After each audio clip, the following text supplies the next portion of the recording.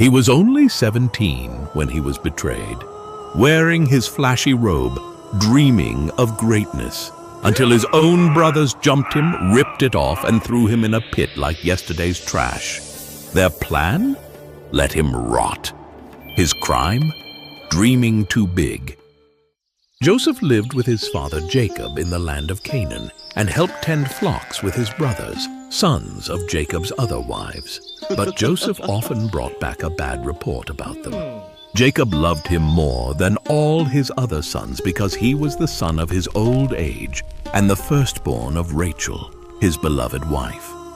As a sign of that love, Jacob gave Joseph a special tunic, a richly ornamented robe, a symbol of blessing and favor. He was already hated by his brothers for being his father's favorite. To make matters worse, Joseph began to have dreams that disturbed his brothers. "Listen to this dream I had," Joseph said eagerly. "We were binding sheaves of grain in the field when suddenly my sheaf stood upright, and your sheaves gathered around mine and bowed down to it." His brothers glared at him. "Do you intend to reign over us? Will you actually rule us?" It felt like a threat. That moment planted something dark in their hearts, jealousy, that grew into rage. But Joseph dreamed again. This time, the sun and moon and 11 stars were bowing down to me. When he shared the dreams, his brothers were jealous. The response was not admiration, it was rage. Even his father rebuked him. But Jacob kept the dreams in mind. Sometime later, Jacob sent Joseph to check on his brothers grazing the flocks near Shechem. Dressed in his colorful robe, Joseph journeyed alone. When the brothers saw him, their hatred boiled over and they conspired against him. "Here comes the dreamer," they said. "Let's kill him and throw him into one of these pits." But Reuben, the oldest, stepped in. "Let's not kill him. Just throw him into the pit." For he hoped to rescue Joseph later. So when Joseph arrived, they attacked, ripped off his robe, and threw him into a dry, dark well. Then they sat down to eat.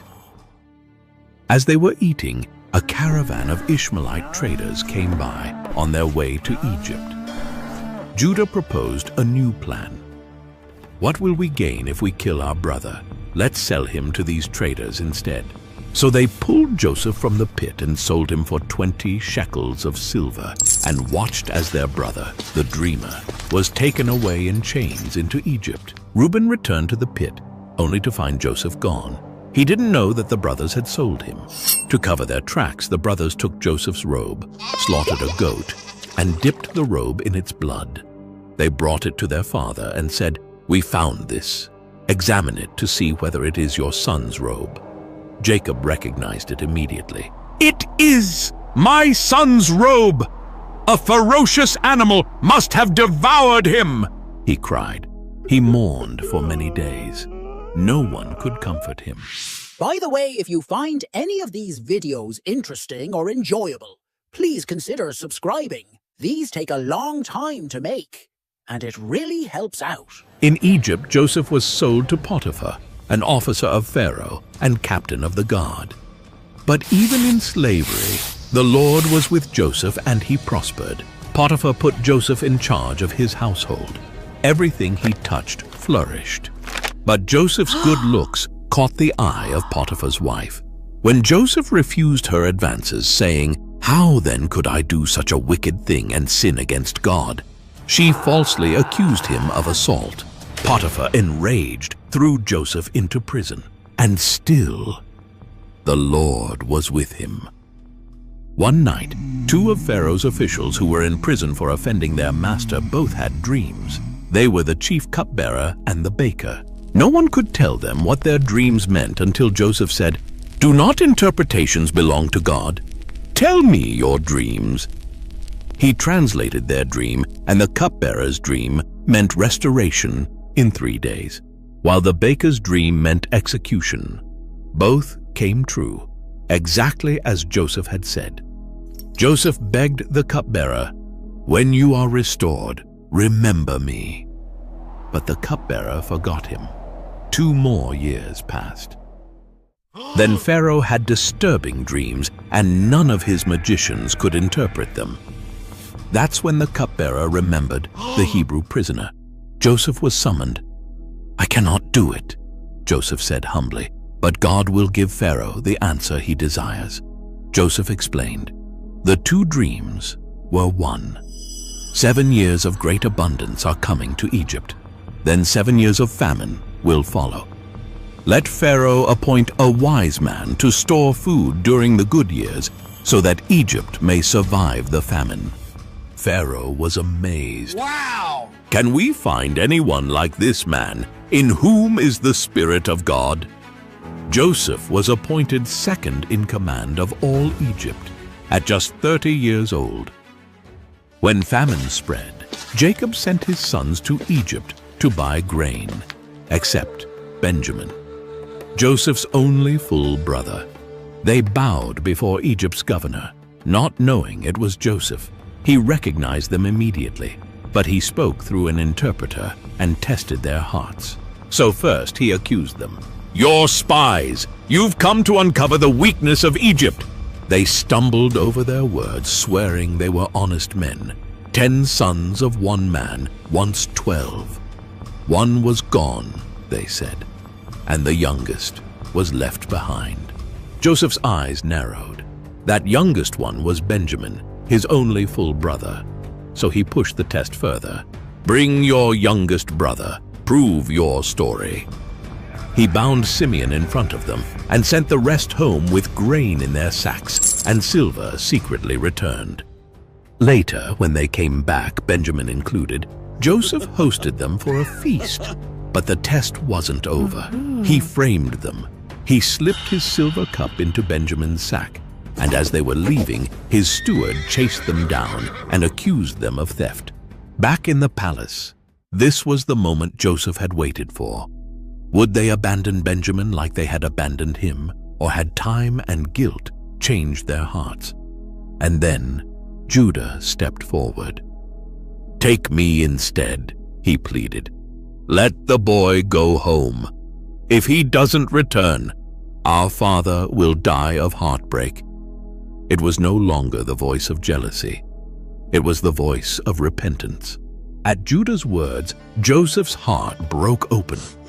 He commanded everyone to leave the room. The Egyptian officials were stunned, but they obeyed.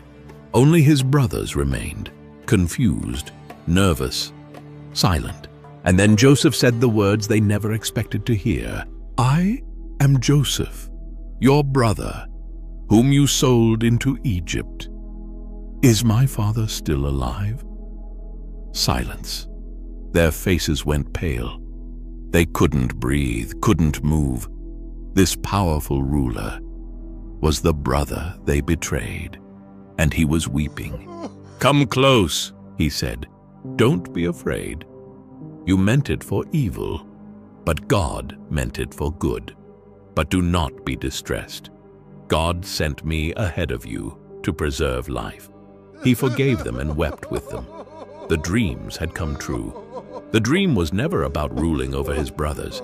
It was about saving them. Word reached Pharaoh's palace that Joseph's brothers had come.